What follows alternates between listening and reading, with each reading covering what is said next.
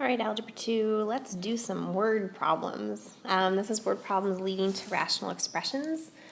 So we've already learned how to add, subtract, multiply, and divide, and solve rational equations. Now we're going to try to apply what we've learned. So we're working on some problem-solving skills and modeling. So we're going to have to carefully read the problem and read the description and convert the words we see into equations. It's a bit challenging, but very rewarding because you'll need it as you do the ACT, as you navigate real life, etc. Okay.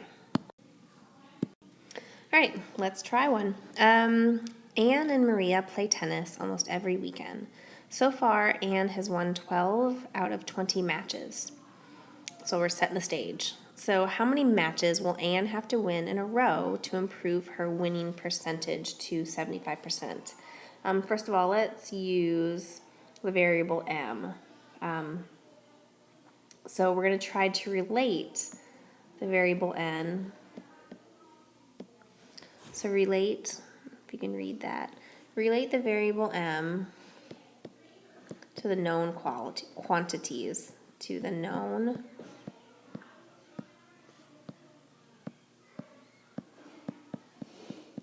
quantities. All right, let's try it. So I'm going to be talking through this one a lot, so you'll just have to listen. So first of all, let's just suppose that Anne has already won 12 out of 20 matches, okay? And we need m to represent the number of additional matches that she's going to have to win to raise her winning percentage to 75. So we want her winning percentage to be 75. So she's winning 12 out of 20 matches. So if she wins another match, that means she played another match, right? So her winning percentage is always going to be 12 plus m over 20 plus m. All right, so let's solve this. And I believe when we first started doing problems like this, I just cross-multiplied, and we have 12 plus m equals 0.75 times 20 plus m. Let's do some math. 0.75 times 20 equals 12 plus m. Okay, let's subtract 0.75 m from both sides and subtract 12 from both sides. And then divide both sides by 0.25.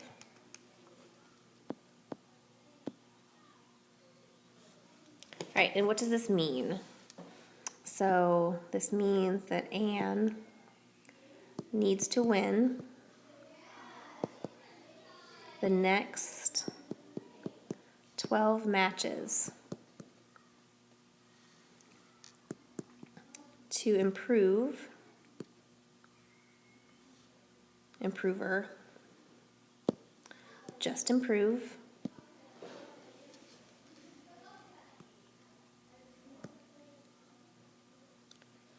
her winning percentage to 75. Cool.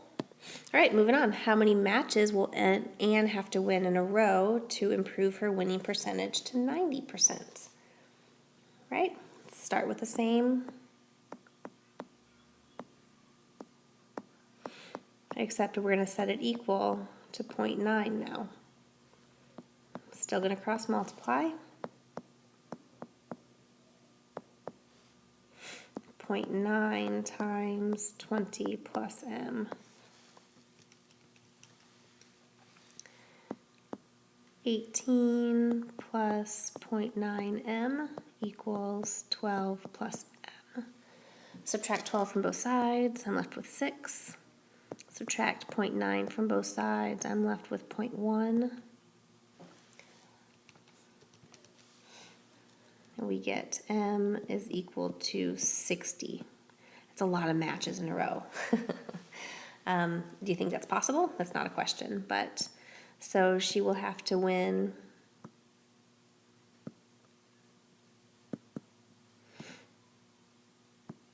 the next 60 matches to increase her percentage to 90. Can Anne reach a winning percentage of 100%? What do you think? Okay, this means that she would have had to been perfect in the beginning. If she's lost any matches in her history, she will never reach 100%. She will approach 100% and she'll get closer and closer and closer and closer and closer, but she will never actually reach 100% because she already lost 8 matches. Okay, after Anne has reached a winning percentage of 90% by winning consecutive matches in part B, how many matches can she now lose in a row to have a winning percentage of 50? Okay, so we were at 12 over 20, and she needed to win 60 matches to get to 90%. So let's use that information. If M was 60, oh goodness, that means we're at 72 over 80.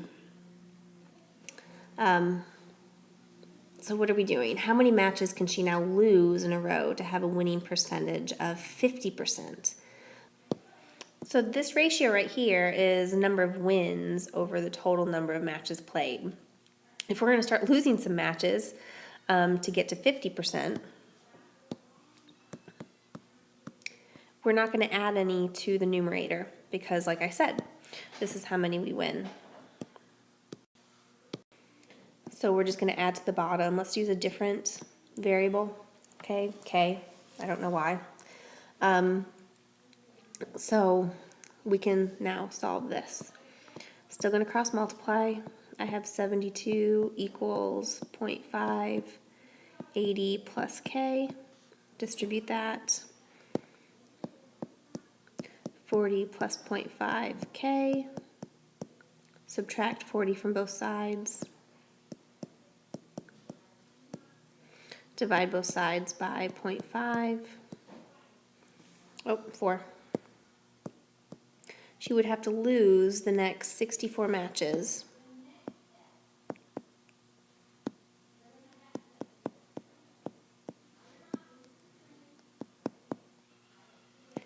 for her percentage to drop to 50. That's her winning percentage to drop to 50. After working that hard to get up to 90%, for 80 matches total, she can lose 64 matches in a row to drop to a 50% winning percentage. Okay, let's try an example together. So working together, it takes Sam, Jenna, and Francisco 2 hours to paint one room. When Sam works alone, he can paint one room in 6 hours. When Jenna works alone, she can paint one room in 4 hours. Determine how long it would take Francisco to paint one room on his own. All right, so we need some kind of base measurement here. So let's just think, let's just look like our base measurement can be 1 hour. Like what can happen in 1 hour? So we just said that working together, it takes all of them 2 hours to paint one room. So let's just say, okay, if it were 1 hour, they're going to paint half a room, right? All right, so let's look at each person and we can set up a rational expression to represent what's going on. So Sam, right? What can Sam do in 1 hour? Well, he can paint one room in 6 hours, so in 1 hour, he's really painting a sixth of a room. How about Jenna? If she can do one room in 4 hours, what can she do in 1 hour? A fourth of a room. Now Francisco, we don't know what he can do in 1 hour. but we can figure it out, correct? So we just came up with a rational expression, and we have our base measurement of what happens in 1 hour. So in 1 hour, Sam gets a sixth of a room done. In 1 hour, Jenna can do a fourth of a room. In 1 hour, we're not sure what Francisco can do, but in 1 hour, all three of them can get half of a room done. So let's go ahead and try to solve our equation. Our common denominator is, let's see, 12. I think that would be our common denominator, 12F. So for this first expression, let's see, I need a 2F on top, 12F on bottom. For the second one, 3 times, so 3F over 12F. And for that last one, 12. 12F equals 6F over 12F. Okay, we're solving this so I can divide out the denominator for all of it. Let's collect some like terms. 5F plus 12 equals 6F. Subtract 5F from both sides. F equals 12. So what does that mean for sweet Francisco? Okay, if we have F equals 12, that means that Francisco can paint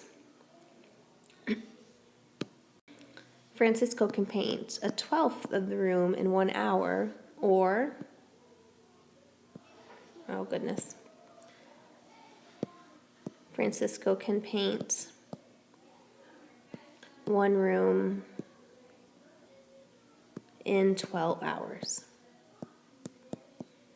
Okay, in this problem, we're assuming that when they paint together, they're working at the same rate than if they were painting alone.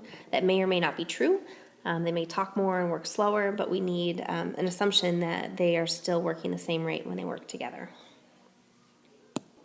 Okay, another one. Melissa walks 3 miles to the house of a friend and returns home on a bike. She averages 4 miles per hour faster when cycling than when walking, and the total time for both trips is 2 hours. Let's find her walking speed. So we need to come up with an equation. First of all, we need to remember that distance equals rate times time, right? That's really, really important. Excuse me. So we're trying to figure out, well, we know the total time for both trips is 2 hours. Her rate, 4 miles per hour faster when cycling than when walking, and the distance is 3 miles. Okay, so let's try to come up with a good equation or a good rational expression. So 3 miles equals rate times time. We're trying to do time, everything to be in the units of time. So time equals 3 over our rate. Cool. Let's see if we can use that to come up with some rational expressions. So the time it takes for Melissa to walk to her friend's house. So she's walking to her friend's house.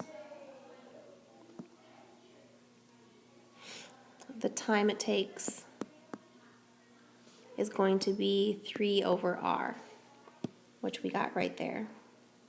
Because it's 3 miles, that's our distance, 3 miles to get to her friend's house.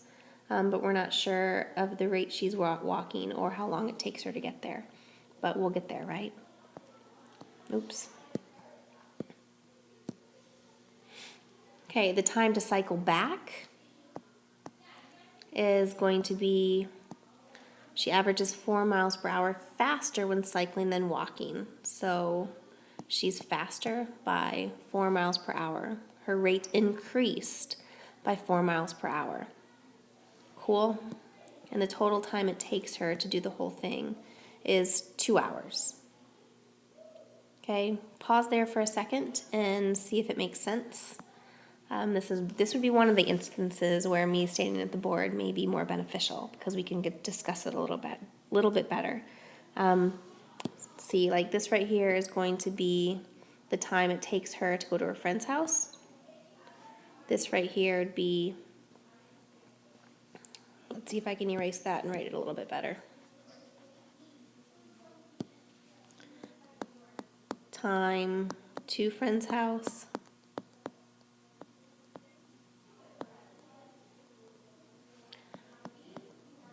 Time back home. And total time. We set our distance equals rate times time equation. We solved for time, and that's what we used. Time equals distance over rate. Our rate to the friend's house is solid. It's just 3 over r, because it's 3 miles to get there, and we don't know what the rate she's in. The rate returning, it's still 3 miles to get home, but her rate increased by 4 miles per hour. So whatever rate she went to her friend's house, whatever rate she used to get to the friend's house, her rate increased to get back home. Okay, so let's go ahead and multiply. I need an r and an r plus 4. So the first equation has the r, so I need 3r plus 4. The second equation, I need the r, and the last equation, I need them both. Distribute 2r squared plus 8r. Okay, let's solve. 0 on that side, 2r squared. Here I have a 3r and a 3r, which is a 6r. Subtract it from the other side. 2r. And then subtract. Sorry, I'm coughing a lot today. Subtract 12 from both sides. Now we need to solve our equation for r. I can make it easier by factoring a 2 out first. Oh, sorry, mistake. So that gives me r plus 3, r minus 2. So r equals -3 and r equals 2. We can't have a negative rate. So our rate is 2. It represents, so the rate is, how fast she was going, so it doesn't make sense for that to be negative. So the only solution is 2, which means her walking speed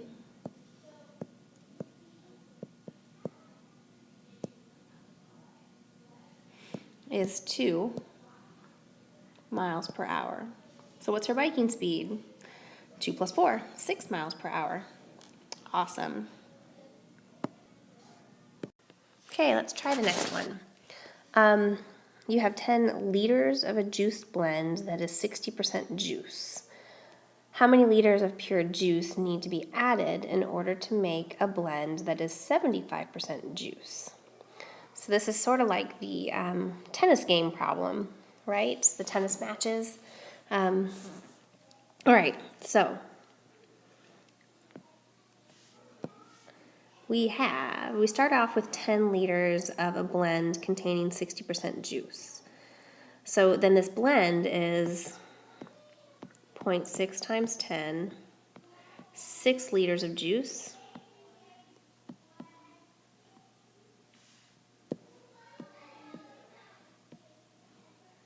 Can't spell. 6 liters of juice in the 10 liters of mixture.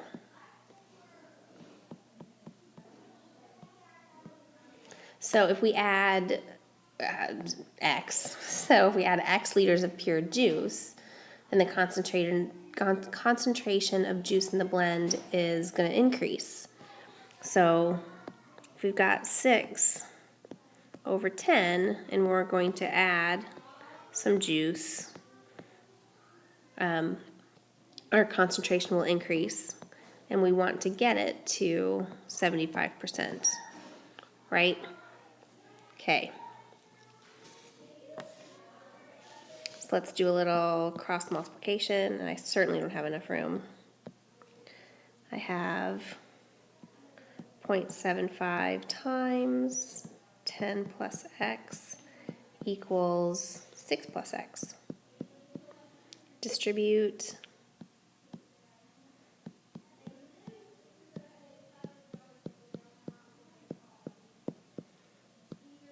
Subtract 0.75x from both sides and 6 from both sides. So I've got 1.5 on the left and 0.25x on the right. Divide both sides by 0.25 and I get x equals 1, 2, 3, 4, 5, 6. X equals 6. So what does x equals 6 mean? Okay, I'm going to move this to the next sheet. Hold on. So let's just ignore this for now so I can keep on writing. So what does x equals 6 mean? So if we add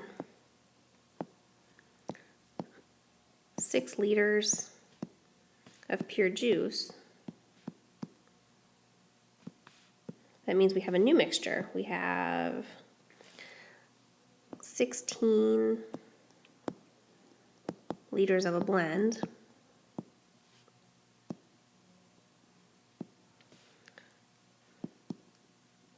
That contains 12 liters of juice,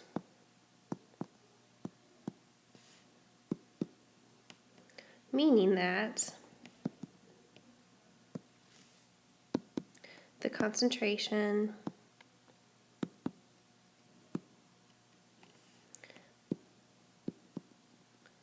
of juice in the blend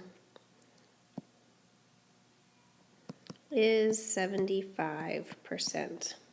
Cool, let's try another one. Oh, I moved it. Sorry.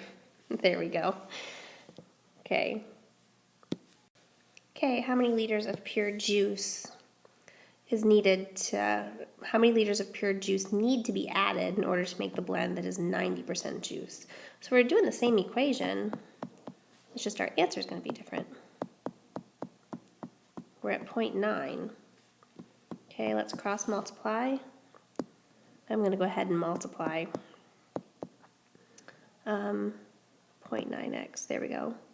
I just distributed that 0.9. Okay, pause it and take a look if you're not sure. Now I'm going to subtract 0.9 from both sides, and I have 0.1x, and subtract 6 from both sides, so I get 3. Divide both sides by 0.1, and I have x equals 30. So if we add 30 liters of pure juice, we will have 40 liters of a blend.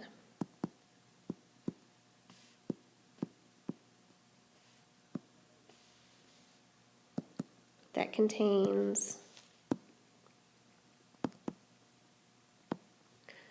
36 liters of pure juice. So our new concentration is at 90%. Cool. So write a rational equation that relates the desired percentage, P, to the amount X of pure juice that needs to be added to make a blend that is P% juice, where the percentage has to be between 0 and 100. What is the reasonable restriction on the set of possible values of P? Explain your answer.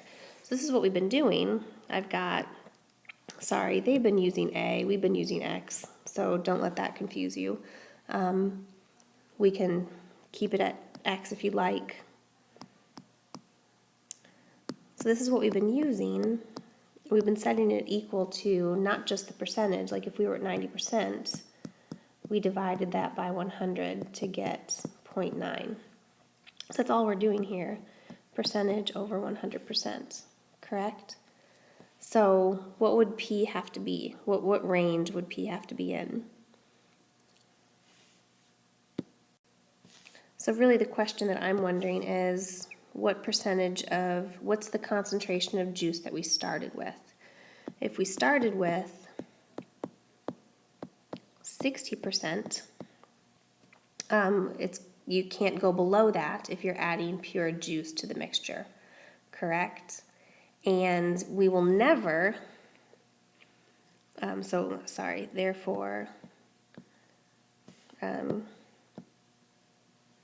we can't go below 60%. So there's our first answer. Also, we will never reach 100%.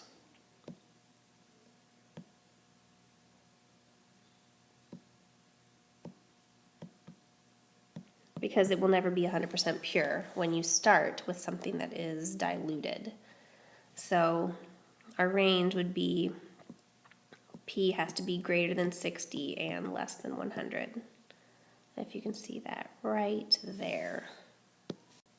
Suppose that you have added 15 liters of juice to the original 10 liters. What is the percentage of juice in this blend? We already have our equation set up. So we add it to the blend,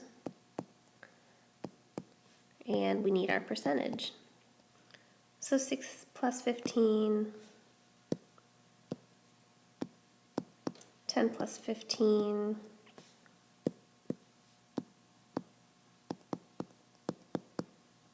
21 divided by 25 is 0.84. So our new blend contains 84% pure juice. Solve your equation in part C for the amount A, which we always put as X.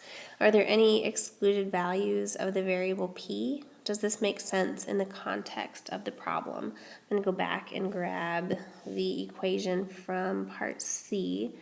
We had 6 plus A over 10 plus A equals P over 100. So let's solve that for A. Are there any excluded values of the variable P?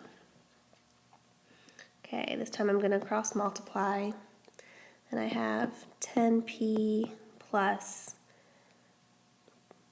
you can say AP or PA,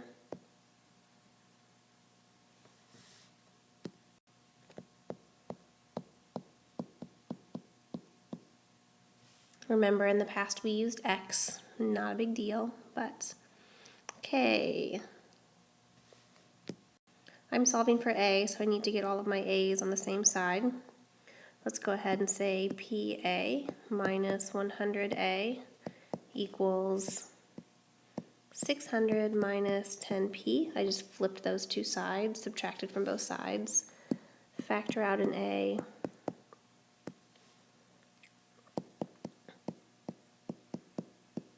Divide both sides.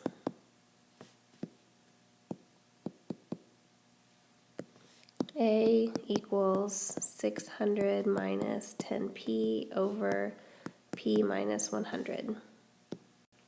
Are there any excluded values for P?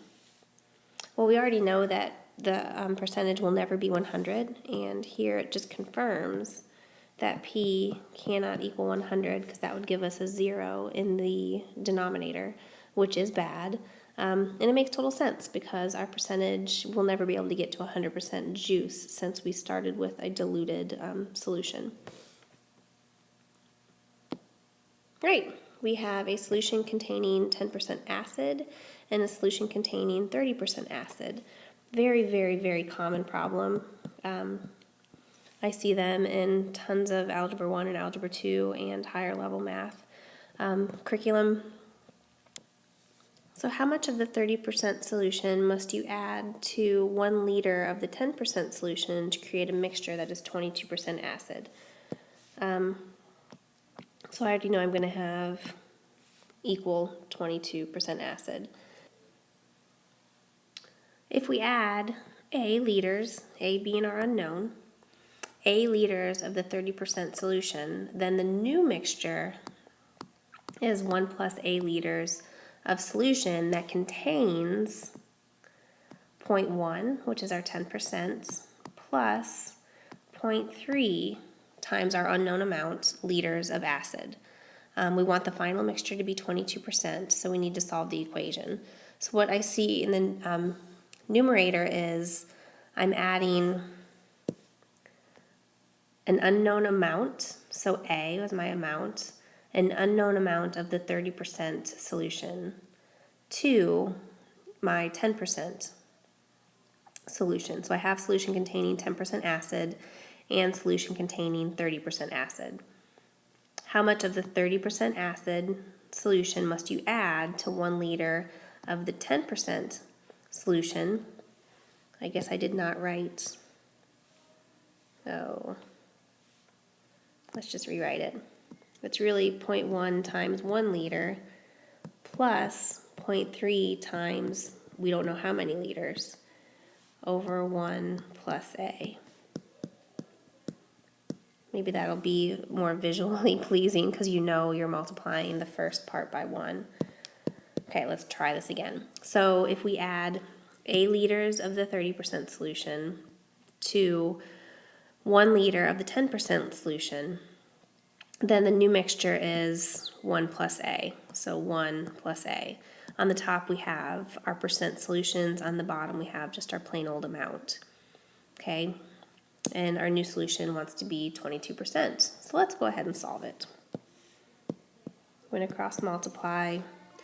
On one side I have 0.1 plus 0.3A equals 0.22 plus 0.22A.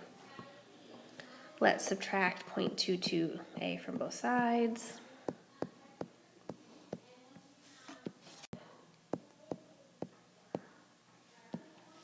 And subtract 0.1 from both sides.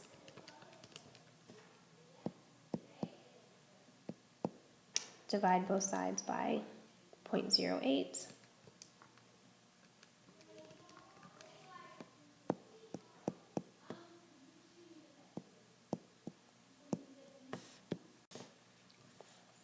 So that just means I'm adding 1.5 liters of 30% solution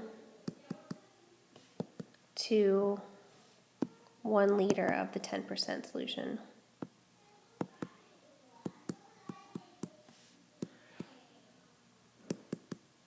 Giving me a new concentration of 22%. How many liters do I have total at the end? That's right, 1 plus 1.5 is, oh for goodness sakes, 2.5 liters of the 22% solution. Write a rational equation that relates the desired percentage P to the amount A of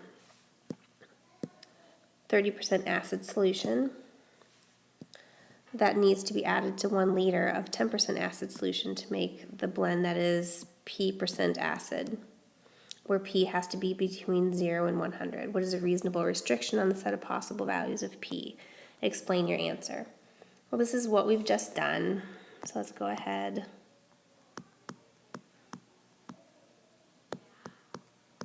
We just changed the answer into P over 100. Our answer would be between 10 and 30%.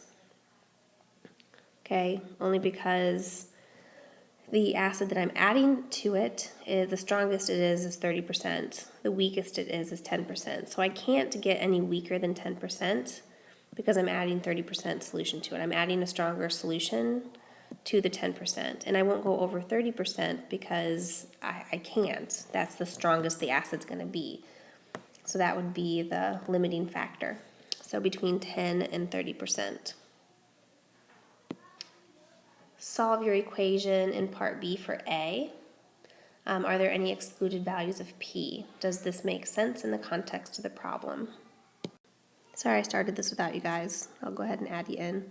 I'm I'm going to subtract 30A from both sides, so I have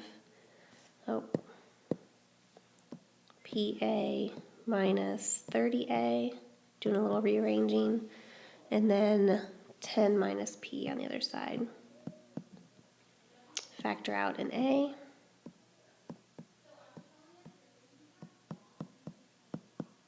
Divide both sides by P minus 30.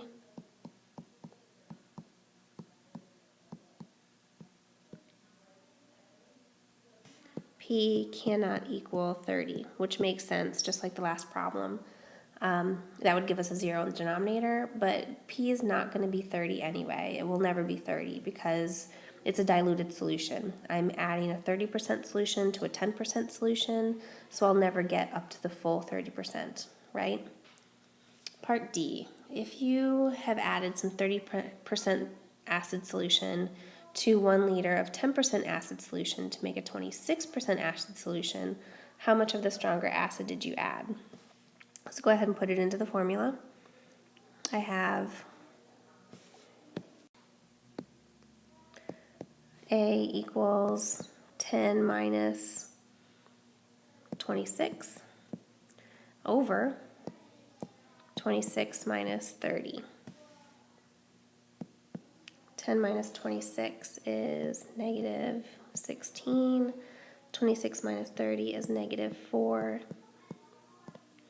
So A equals 4. So we added 4 liters of the 30% solution to the 1 liter of the 10% solution, equaling 26%. And this slide is empty. I guess I just wanted to finish things off. Okay, good work today. The problem set may be slightly challenging, but we'll get through it tomorrow. Don't give up.